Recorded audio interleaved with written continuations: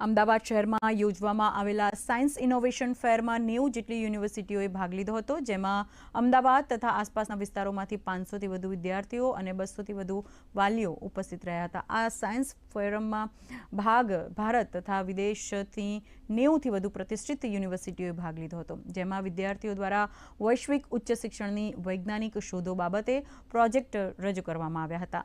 પ્રદર્શનમાં રક્ષા મંત્રાલયના પ્રવક્તા અને વિંગ કમાન્ડર A.K. તિવારીએ આંતરરાષ્ટ્રીય રોબોટિક્સ સ્પર્ધામાં ભારતનું પ્રતિનિધિત્વ કરનારા વિદ્યાર્થીઓને બિરદાવ્યા અને સન્માનિત કર્યા હતા.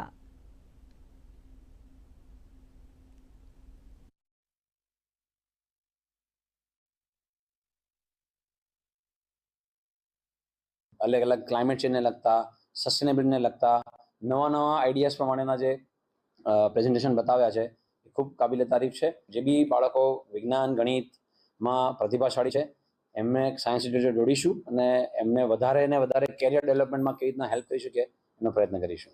बच्चे ने काफ़ी मेहनत किया है और उसको आगे भी हम लोग एक प्लेटफॉर्म जरूर देना चाहेंगे और हमारे आईडेक्स प्रोग्राम है उसमें आगे भाग ले सकते हैं और उसमें तो हम चाहते हैं कि बच्चे तरह तरह के इनोवेटिव प्रोडक्ट्स और इनोवेशन ले आए. प्रोजेक्ट एक रोबोट है जो अभी के लिए एक चीज को पकड़ के इसके अंदर रखता है, अलग अलग चीजों को डिटेक्ट करके उसके पास जा सकता है और ये पूरा का पूरा खुद चलता है एक बटन से.